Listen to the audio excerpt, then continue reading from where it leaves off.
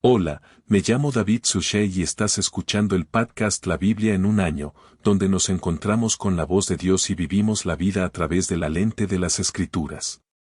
Vamos a leer desde el Génesis hasta el Apocalipsis, descubriendo cómo se desarrolla la historia de la salvación y hoy me voy a meter de lleno en esa historia. Es el día 351 y estamos leyendo la conclusión de Santiago, que en realidad son 3 capítulos, Santiago 3 a 4 y 5. También estamos leyendo el comienzo de la carta de San Pablo a los Colosenses, capítulos 1 y 2, y el libro de los Proverbios, capítulo 30, versículos 7 a 9. La carta de Santiago, capítulo 3, domar la lengua.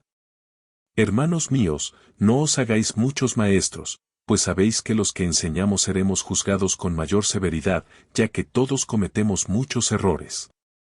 Y si alguno no comete errores en lo que dice, es un hombre perfecto, capaz de refrenar a todo el cuerpo. También, si ponemos freno en la boca de los caballos, para que nos obedezcan, guiamos todo su cuerpo. Mirad también los barcos. Aunque son tan grandes, y los impulsan fuertes vientos, los guía un timón muy pequeño, a donde quiera que la voluntad del piloto lo dirija. Así la lengua es un miembro pequeño, y se jacta de grandes cosas. Qué grande es un bosque incendiado por un pequeño fuego, y la lengua es un fuego. La lengua es un mundo injusto entre nuestros miembros, manchando todo el cuerpo, incendiando el ciclo de la naturaleza e incendiado por el infierno. Para todo tipo de bestia y ave, reptil y criatura marina puede ser domada y ha sido domada por la humanidad, pero ningún ser humano contuvo la lengua un mal inquieto lleno de veneno mortal.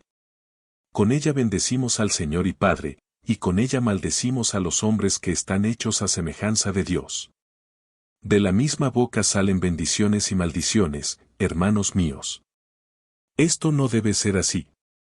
Lo mismo un manantial echa por la misma abertura agua dulce y salobre. ¿Puede una higuera, hermanos míos, dar aceitunas, o una vid higos no más consultar agua, dar fresca 2 clases de sabiduría? ¿Quién es sabio en entendimiento entre vosotros? ¿Por su buena vida? Que muestre sus obras en la mansedumbre de la sabiduría. Pero si tenéis celos amargos y ambición egoísta en vuestros corazones, no os jactéis ni seáis falsos a la verdad. Esta sabiduría no es la que desciende de lo alto, sino que es terrenal, no espiritual, diabólica. Porque donde hay celos y ambición egoísta, habrá desorden y toda práctica vil. Pero la sabiduría de lo alto es primero pura, luego pacífica, amable, abierta a la razón, llena de misericordia y de buenos frutos, sin incertidumbre ni insinceridad, y la cosecha de la justicia la siembran en paz los que hacen la paz. Capítulo 4. Amistad con el mundo. La amistad con el mundo. ¿Qué es lo que causa las guerras y las peleas entre vosotros? ¿No son vuestras pasiones las que están en guerra en vuestros miembros? Deseáis y no tenéis, por eso matáis, y codiciáis y no podéis obtener. Por eso lucháis y hacéis la guerra. No tenéis porque no pedís. Pedís y no recibís, porque pedís mal para gastarlo en vuestras pasiones, criaturas infieles. ¿No sabéis que la amistad con el mundo es enemistad con Dios? Por tanto, el que quiere ser amigo del mundo se hace enemigo de Dios. ¿O creéis que es en vano que la Escritura diga que anhela celosamente el Espíritu que ha hecho habitar en nosotros? Pero da más gracia. Por eso dice, Dios se opone a los soberbios, pero da gracia a los humildes. Someteos, pues, a Dios. Resistid al diablo, y huirá de vosotros. Acercaos a Dios, y Él se acercará a vosotros. Limpiad vuestras manos, pecadores, y purificad vuestros corazones. Hombres de doble ánimo. Sed desgraciados, lamentaos y llorad. Que vuestra risa se convierta en llanto y vuestra alegría en abatimiento. Humillaos ante el Señor, y Él os exaltará advirtiendo que no juzguéis a otro. Hermanos, no habléis mal los unos de los otros. El que habla mal de un hermano o juzga a su hermano, habla mal de la ley y juzga a la ley. Pero si juzgas la ley, no eres hacedor de la ley, sino juez. Hay un solo legislador y juez, el que puede salvar y destruir. Pero ¿quién eres tú que juzgas a tu prójimo jactándote del mañana? Vamos, tú que dices que hoy o mañana iremos a tal o cual ciudad, y pasaremos allí un año, y comerciaremos y obtendremos ganancias, mientras que tú no sabes nada del mañana. ¿Qué es vuestra vida? Pues sois una niebla que aparece por poco tiempo y luego se desvanece. En lugar de eso deberías decir, si el Señor quiere, viviremos, y haremos esto o aquello. Así son las cosas. Te jactas en tu arrogancia, toda esa jactancia es mala. Quien sabe lo que está bien hacer y no lo hace para él es pecado. Capítulo 5. Advertencia a los ricos opresores. Venid ahora, ricos, llorad y aullad por vuestras miserias que se os vienen encima. Vuestras riquezas se han podrido, y vuestros vestidos están carcomidos por la polilla. Vuestro oro y vuestra plata se han oxidado, y la herrumbre será una prueba contra vosotros, y devorará vuestra carne como el fuego. Habéis acumulado tesoros para los últimos días. He aquí que claman los jornaleros que segaron tus campos, los cuales retuviste por fraude, y los clamores de los segadores han llegado a oídos del Señor de los ejércitos. Habéis vivido en la tierra en el lujo y en el placer. Habéis engordado vuestros corazones en un día de matanza. Habéis condenado. Habéis matado al justo. No os resiste paciencia en el sufrimiento. Tened, pues, paciencia, hermanos, hasta la venida del Señor.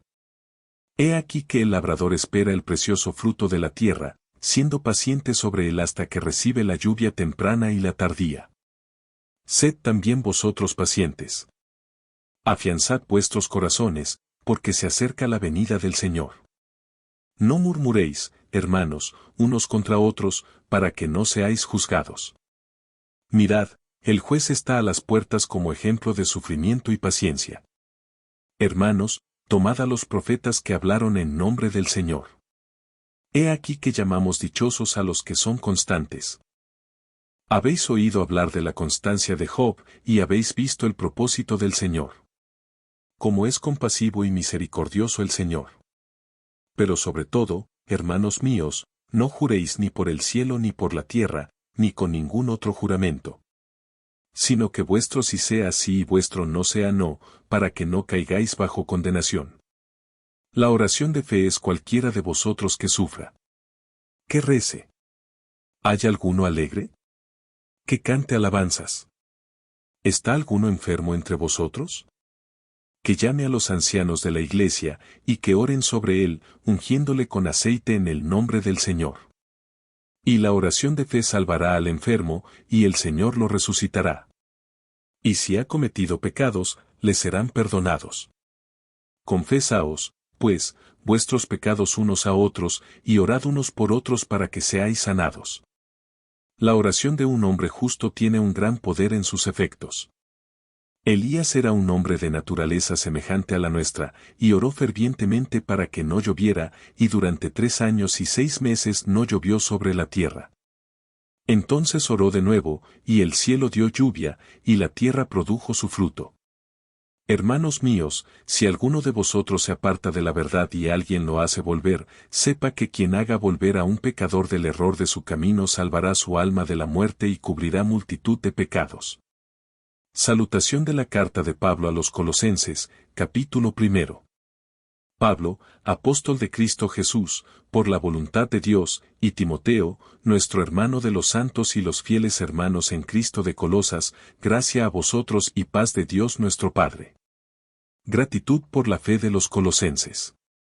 Damos siempre gracias a Dios, Padre de nuestro Señor Jesucristo, cuando oramos por vosotros, porque hemos oído hablar de vuestra fe en Cristo Jesús y del amor que tenéis a todos los santos, por la esperanza que os está guardada en el cielo.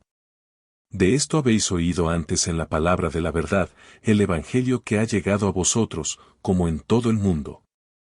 Está dando fruto, y creciendo así entre vosotros desde el día en que oísteis y comprendisteis la gracia de Dios en verdad, tal como la aprendisteis de Epífrasis, nuestro amado consiervo. Él es un fiel ministro de Cristo en nuestro favor, y nos ha dado a conocer vuestro amor en el Espíritu. Por eso, desde el día en que tuvimos noticia de ello, no hemos cesado de orar por vosotros, pidiendo que seáis llenos del conocimiento de su voluntad en toda sabiduría e inteligencia espirituales, para que llevéis una vida digna del Señor, que le sea plenamente agradable, fructificando en toda buena obra y creciendo en el conocimiento de Dios. Que seáis fortalecidos con todo poder, conforme a su gloriosa potencia, para toda perseverancia y paciencia con alegría, dando gracias al Padre que nos ha capacitado para participar en la herencia de los santos y de la luz, nos ha librado del dominio de las tinieblas y trasladado al reino de su amado Hijo, y de quien tenemos la redención, el perdón de los pecados, la supremacía de Cristo. Él es la imagen del Dios invisible, el primogénito de toda la creación.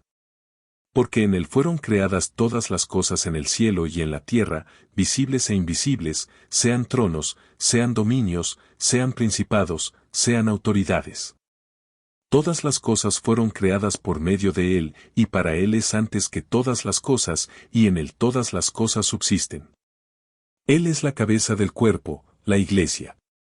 Él es el principio, el primogénito de entre los muertos, para que en todo sea preeminente. Porque en él quiso habitar toda la plenitud de Dios, y por él reconciliar consigo todas las cosas, así las que están en la tierra como las que están en los cielos, haciendo la paz mediante la sangre de su cruz. Y a vosotros, que en otro tiempo estabais enemistados y enemistados de espíritu, haciendo malas obras, ahora os ha reconciliado en su cuerpo de carne por medio de su muerte, para presentaros santos y sin mancha e irreprensibles delante de él. Con tal que permanezcáis en la fe, estables y firmes, sin apartaros de la esperanza del Evangelio que habéis oído, el cual ha sido predicado a toda criatura bajo el cielo, y del cual yo, Pablo, me hice ministro. Padecimientos y ministerio de Pablo, ahora me alegro de mis padecimientos por amor de vosotros, y completo en mi carne lo que falta a las aflicciones de Cristo por amor de su cuerpo. Esa es la iglesia de la que me hice ministro, según el oficio divino, que me fue dado por vosotros para dar a conocer plenamente la palabra de Dios, el misterio oculto durante siglos y generaciones, pero ahora manifestado a sus santos.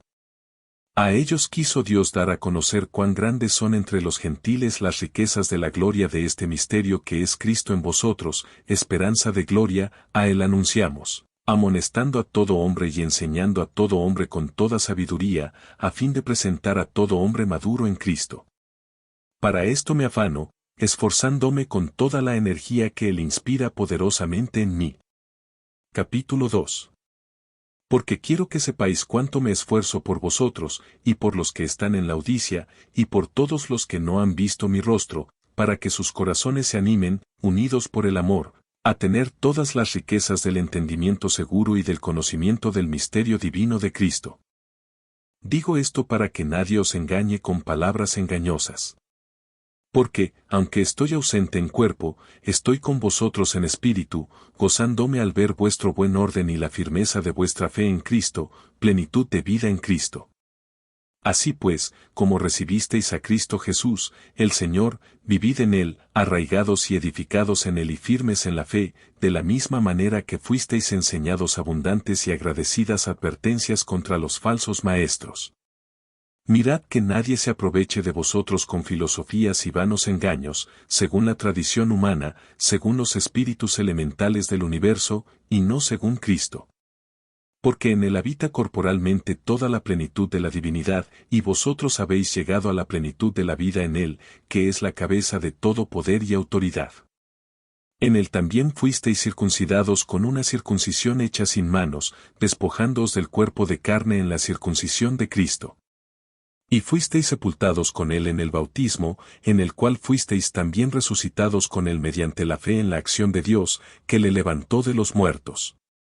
Y vosotros que estabais muertos en la transgresión y la incircuncisión de vuestra carne, Dios la vivificó juntamente con él, habiéndonos perdonado todos nuestros pecados, cancelando la fianza que pesaba sobre nosotros con sus demandas legales.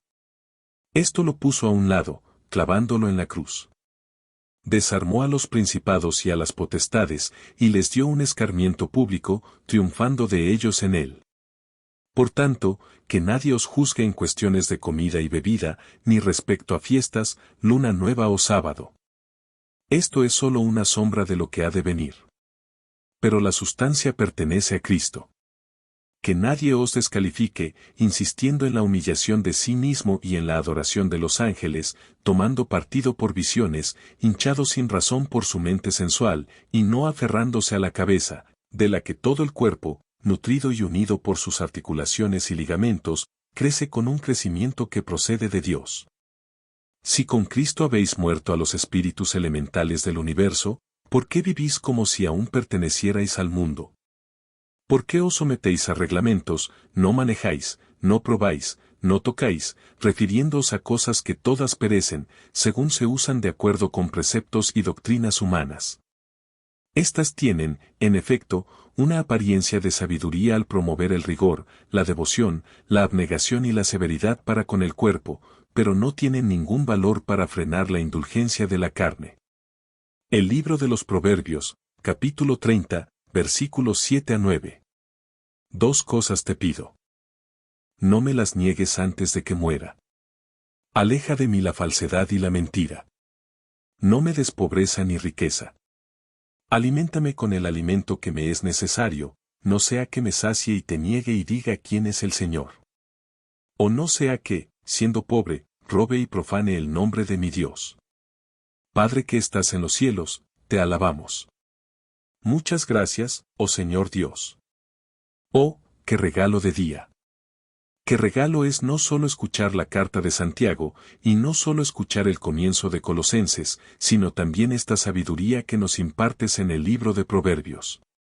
Gracias por acompañarnos a lo largo de toda nuestra vida. Señor Dios, tú nunca nos abandonas. Siempre estás con nosotros. Siempre estás completamente presente para nosotros. En este momento, Señor Dios, confiamos en ti.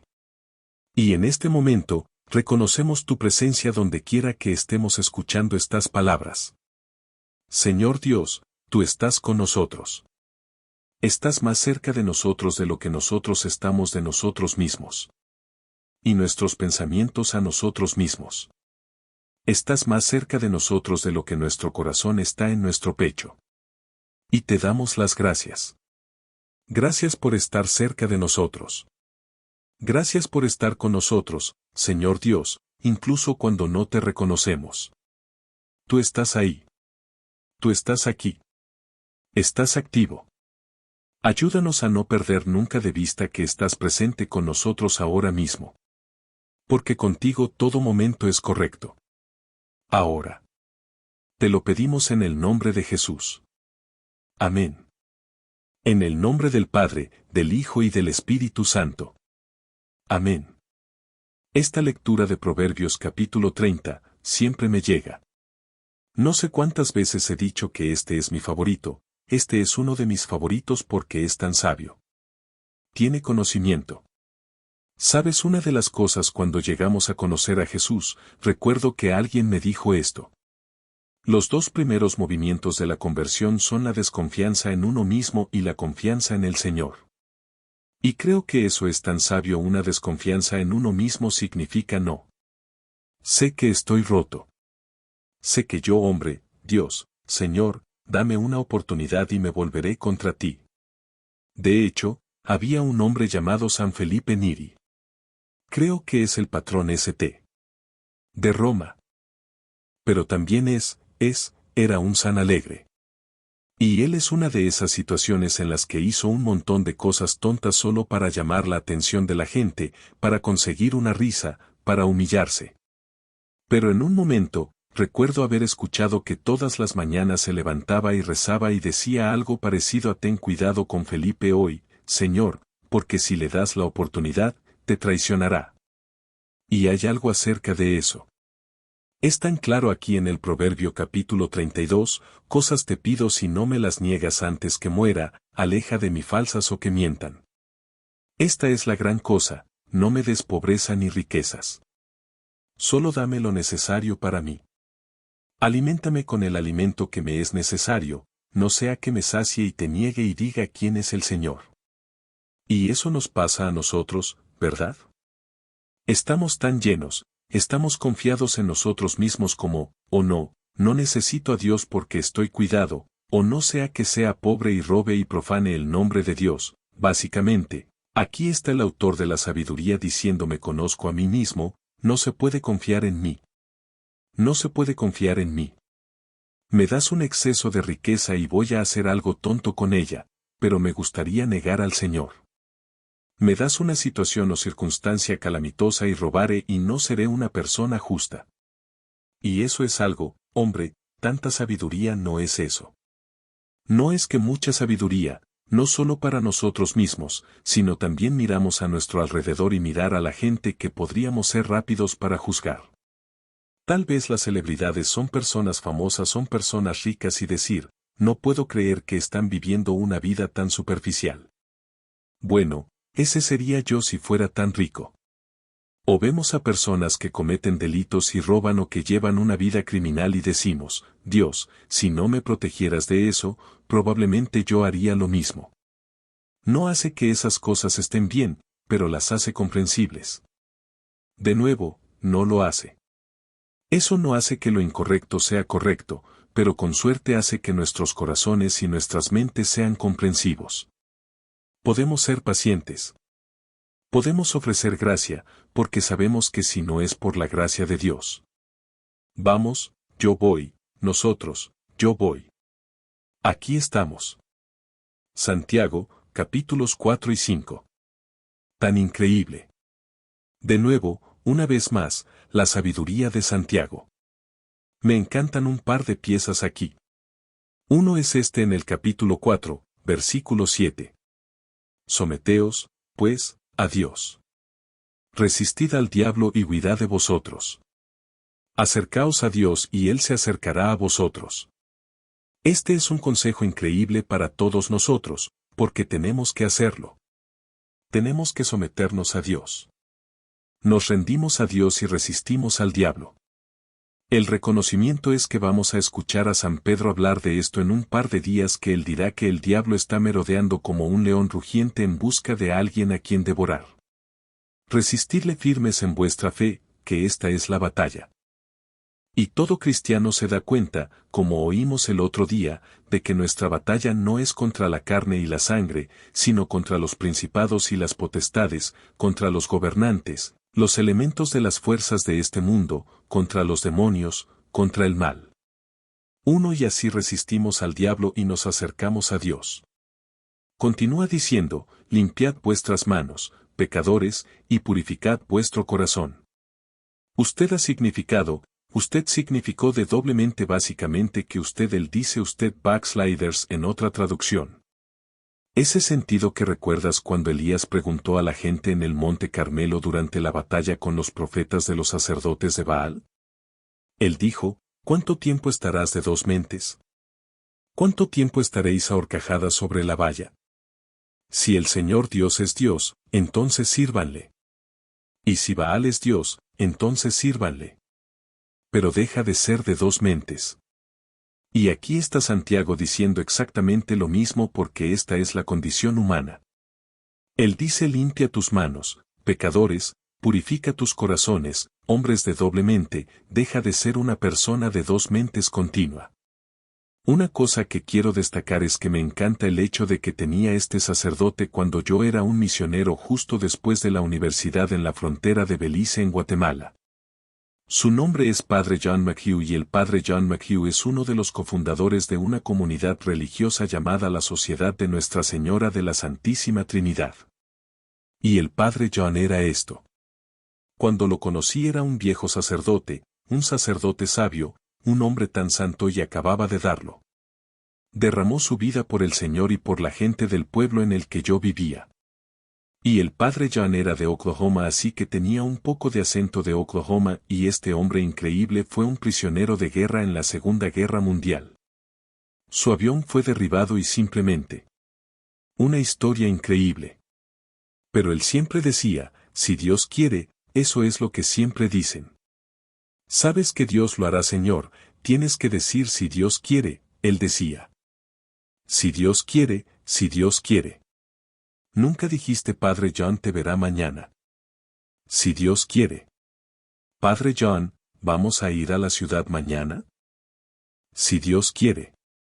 Eso fue todo. Y tomó exactamente lo que James dijo. No digas mañana voy a ir a hacer tal y tal cosa. Él dice no, no, no, siempre di si el Señor quiere, viviremos y haremos esto o aquello porque no tenemos idea de lo que nos depara el mañana. Y entonces el Padre John siempre me recuerda, y cuando pienso en esto, cuando pienso en planes, siempre me acuerdo del Padre John.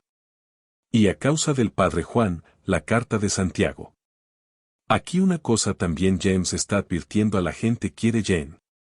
James está advirtiendo a los que son ricos, no solo la advertencia a los que tienen riqueza.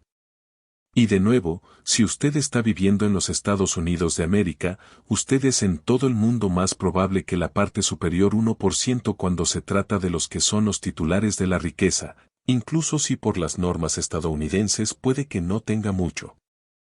Solo el hecho es que el estándar de vida en América es tan alto que nosotros en todo el mundo somos ricos y entonces solo tenemos que permitir siempre que las palabras de Dios cuando Él habla acerca de la riqueza nos convenzan. También usar las palabras de Dios cuando habla de riqueza. Eso se construye a partir de la opresión para condenarnos. Pienso en esto cada vez que tengo productos que se hacen en otro país donde no estoy seguro de las prácticas que tienen en el montaje de estos productos o de coser estas camisas o hacer estos zapatos. Siempre me lo pregunto. Y me he dado cuenta de que tengo que averiguarlo porque la palabra de Santiago el Señor sí que condena a los que dice, habéis vivido en la tierra y en el lujo y luego en el placer. Engordáis vuestros corazones en un día de matanza que habéis condenado.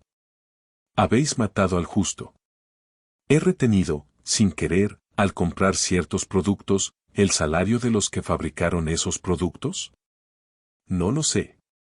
Tengo que saberlo. Tengo que averiguarlo porque si no, soy responsable por no averiguarlo. Lo último que quiero destacar es el hecho de que tenemos 7 sacramentos en la Iglesia Católica y en la Iglesia Ortodoxa y uno de esos sacramentos es un sacramento de curación y es el sacramento de la unción de los enfermos. Yo también me confieso del sacramento de la curación. ¿Y dónde se consigue eso? ¿Obtendremos eso? Oíd la carta de Santiago, que dice, ¿está alguno enfermo entre vosotros? Que llame a los ancianos. La palabra allí es presbederoi, porque conseguimos sacerdotes de llamar a los ancianos de la iglesia y que oren sobre él, ungiéndole con el aceite en el nombre del Señor. Y la oración de fe salvará al enfermo y el Señor lo resucitará. Si ha cometido algún pecado, será perdonado. Este es el origen del sacramento de la unción de los enfermos.